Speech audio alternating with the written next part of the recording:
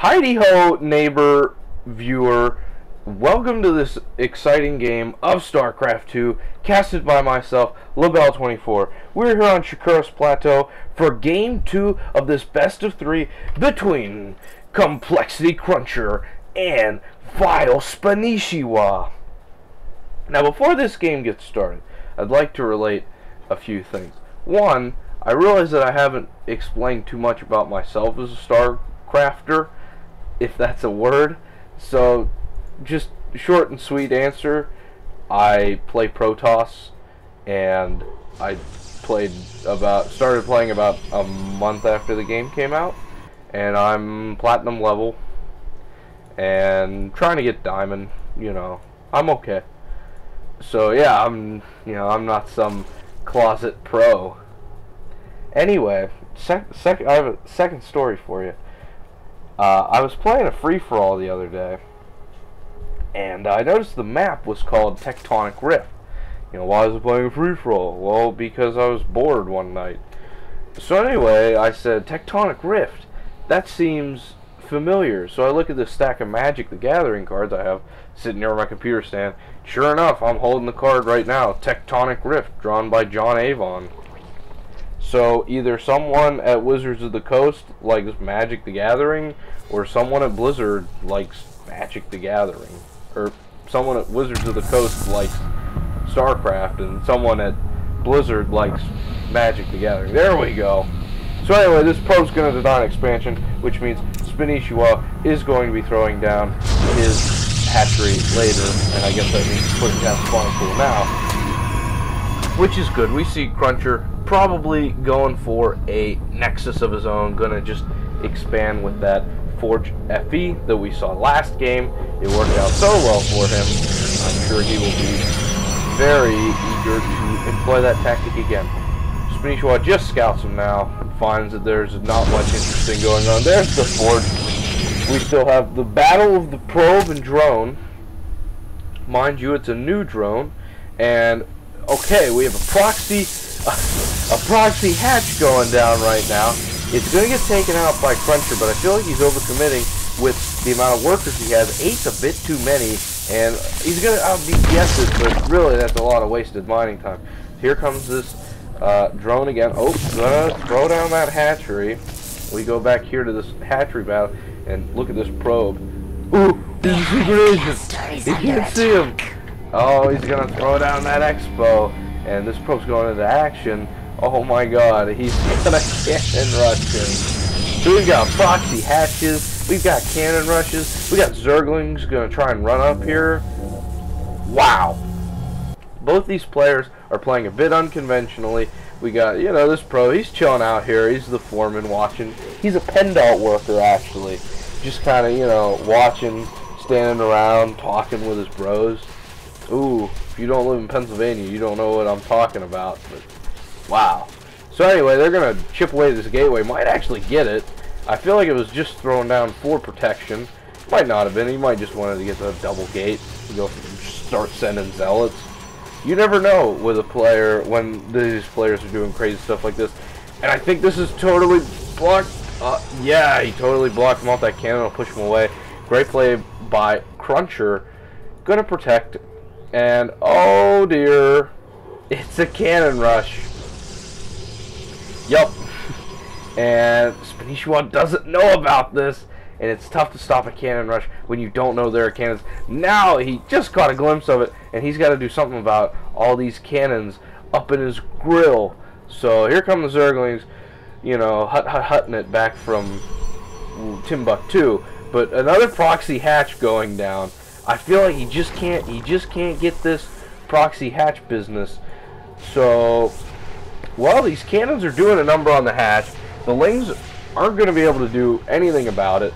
I think he's going to have to sack his expansion. But look at this. He just says, okay, well, I'll just take 2 extra expansions if you'll kill this one. Very smart play by Spanishiwa. Isn't going to let this cannon rush stop him. Ton of drones. He's macroing hard. I like this play. No warp gate yet for Spanishiwa. That's fine. You don't need warp gate. Normally this is when warp gate would be finishing if we weren't Forge fast expanding. So we can see why that's a problem. Anyways, expansion's just starting to get up. So really, Spanishiwa's not even that far behind. And now look at this investment. That's 550 minerals just sitting here, not going to do anything for pretty much the rest of the game. Because eventually you're just going to get like roaches, I would assume, and just run in there, use the acid saliva to just kill it. So, I don't know. Plus he can sneak these drones out. Colonel Cruncher, I call him Colonel Cruncher even though it's Complexity Cruncher, he won't even know that it happened. Here come these sneaky drones. This queen is gonna just take her sweet time. She will be there by about the 10-minute mark, or once the game's over. I'm not sure which. Still no warp gate. I feel like this is a mistake by Cruncher to not get this yet. Because that's good. Stargate going down. Stargate SG-1. I haven't actually seen that show. I think it's a TV show. But I can make that joke. So anyway, we see Spanishiwa with his 3 bases, getting an Evo chamber. Everything so far looks pretty interesting. Just starting metabolic boost. That Stargate's going to be tough to deal with, but he does have 3 queens with no creep connecting them. So that's a problem. He's going to have to work on that creep spread a little bit. He's getting his gas. Probably going to want to tech up to those higher tier units. There is the lair. Ooh, he needs to inject. There you go. With the lair, he might go with a Roach Hydra. Maybe get some Mutas. Mutas are kind of tough to deal with as a Protoss, I feel anyway. But with some Phoenixes, you can, you know, kill them all day. See pylons going down. I like this pylon spread. His base is pretty much a black box for like drops, even though they're, you know, never drop, except for right here. He could do that, or Nidus Worm, I guess. 2, 6 spore crawlers. Oh, he did see the Stargate with that Overlord that I totally neglected to mention. And look at that, he's going to throw up the spore crawlers. Now the Phoenix that he's making will do absolutely nothing. They would just kind of be worthless. These cannons are just being worthless too, which is, you know, not a good thing if you're Cruncher, because you've got a lot of money that's just sitting there. That's more than an expansion war. Gonna kill off his neutral supply depot. Look at the units tab. 51 probes, 59 drones, no attacking units for our Zerg, 2 Phoenix and a Stogger for our Protoss. I guess he has 4 links, 26 links on the way. Getting Overlord speed? Is that what that is? Yeah, it's Overlord speed. Again, maybe he's gonna try that crazy tactic we saw in game 1 where he was pushing with spine crawlers and queens and creep, but I don't really know if that's going to be as effective this time. I mean, just look at the distance he's got to travel. Plus, it's not as open. Oh, pardon me, I'm yawning. It's not as open as Metal Obelisk. 9 gateways! Good lord! We're looking at some crazy gateway play, but look at the supply count for Spanishiwa. Way above Complexity's Cruncher. These Phoenix are just going to scout around. It would be worthless for them to Graviton Beam these Lings. It would be rather silly, a waste of energy, whatever phrases you would like to use to describe the situation. Back home we see more Lings. Baneling's Nest almost done. Hydra's Den coming out. Melee attack level 1. We got Charge ground weapons level 2 for Protoss already. Man, Cruncher's getting those upgrades fast. Wow. That's crazy. Centrifugal hooks coming down. That's going to be great. And I think you might just try and Baneling bust this big entrance. But I don't know how effective that's going to be. If he can attack before this upgrade's done, this +2 weapons, that would be huge if he destroys the forge. And really, Cruncher does not have that much defense. 60 Lings versus 80 Zealots, 2 Phoenix, and a Stalker. Plus a ton of Banelings coming. Oh man, 30 more Lings on the way. And this is just going to be a mass Ling army for our Zerg player, Spanishiwa. See, the Harvester count is dead even, which means that Spanishiwa's army is just that much bigger than Cruncher's. Cruncher trying to catch up, getting just Zealots primarily.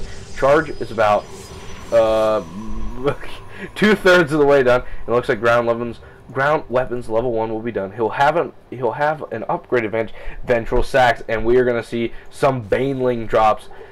most certainly right here. I really like this play. Raining down banelings is a super effective way for Zerg to deal that crucial damage to the Protoss army. Archons coming in, I like this a whole lot because those Archons are going to take a ton of abuse before they go down. And the splash damage, oh my god, 43! They'll kill any of these units. I didn't actually know how much health a Baneling had. Oh, it's 30. Anyway, they'll kill any of these units with one shot. The splash damage, while not super, is going to rip right through this army. And I think Cruncher right now is in a good position. He's got to be careful, though. There are a lot of Banelings in this army. Vengeful Sax is almost done. Weapons level 1 or 2 for the Zerg, almost done. Melee attacks, I should say. Ground Carapace, almost done. Looks like here comes this big push. He's got to be careful with his army. And Spanishiwa's just gonna. Oh no, he's gonna push right into the main. He's going right into the main, isn't he? And there's not going to be anything to stop him. And he is going to do some massive damage here. Those Banelings blew up over there, though. Now he's just got a ton of Zerglings. And, oh, he can just kill this entire probe line so easily. And this is not looking good for Colonel Cruncher. He's going to lose a lot of probes right here. But he does know that these Zerglings are all going to die. There's no way that he's going to try and break them out of here. And I feel like Colonel Cruncher did minimize a lot of damage. We look at the income tab real quick. He did lose a ton of workers, but he does have a very substantial army. He could push out now and do some damage, but look at this. A ton of Banelings! Oh my god! That is just absurd. And we look, Spanishiwa has lost a lot more resources. But you have to remember, he's also on, well, kind of 4 base now. But you have to consider those Banelings do, you know, kill themselves, so they're not, they can be cost effective, but they're very dangerous. Like High Templar, I guess. Oh, here come the Banelings! Blows up all those Zealots. All that's left are the Archons, and they're going to get cleaned up by these roaches. Good focus firing, kind of. Oh, never mind. It looks like these Archons will survive. Oh, please, please get it, Spanishiwa. It has 8 health. You gotta be kidding me. Picking up that roach, taking them down. Pick them up, take them down. And that Archon's just going to chill back there for hopefully ever. We'll keep an eye on that guy. I'll even just select him forever until he dies. And now Cruncher's pushing into the main. I don't feel like he can do as much damage here, but Spanishiwa just doesn't have the defense. Look at the units tab. 24 probes. Oh dear. This army's scary. It's pushing very dangerously close into Spanishiwa's base. Cruncher's got to win right here if he hopes to survive. He can't win this macro game. He's got to kill off all of these drones, deal some super damage. We got roaches hanging out in the mid. Oh, there's just lings in here trying to eat up these pros. But that's not what he needs to do right now. He's got to clean up this army in his base, or else he is done. Look at these Archons with all their kills because they're killing a ton of Zerglings. And I think Cruncher might actually win this because Spanishiwa's just sending roaches to die, and he also just doesn't have an army. I mean, he's got roaches, sure. They don't have burrow, which would be really helpful right now. He's got to focus fire down that Archon, good. But Spanishiwa just doesn't have enough of an army. He doesn't have the larva to mass up this army. This Hatcheru is left alive. That is a little peculiar. And does Cruncher know about this base? Yes, he knows about all the bases. And oh, look at this attack! Spanishiwa is gonna load up the. Oh, be careful! He's gonna load up his drones into Overlords and bring them up here and save mine. But he's gonna lose his lair, which will affect his tech, kinda. It's not like he can be denied. Yeah, he's still got all his important tech structures. He wasn't even making tier 2 units ever. There's his Hydras, which I don't think he's made any Hydras out of the Hydra Den. And it's just, he doesn't have enough money, I would say. Here comes this big battle in the middle. He's got to clean up these Archons. If he can, he is in a great position right now. And, oh no, these roaches just getting annihilated by the amount of damage these Archons are doing. 43 with every attack with that mild splash damage. Then you have these Zealots just being annoying. They soak up so many hits. And G2, well played, sir, calls Spanishiwa. Oh my god. Spanishiwa did so much economic damage, but then it was just this all-in push from Cruncher to save the day. And I didn't really think Cruncher could pull that game out. So it looks like Cruncher's going to 2-0 Spanishiwa. Not exactly what I was expecting. I mean, Cruncher's a great player, but I didn't really see him beating Spanishiwa. But Spanishiwa hasn't really won any big tournaments. But he's developing this cult following over time. So, that is it for me. If you like this, then that's cool. If you didn't, then I'm sorry. So, see you later. Bye.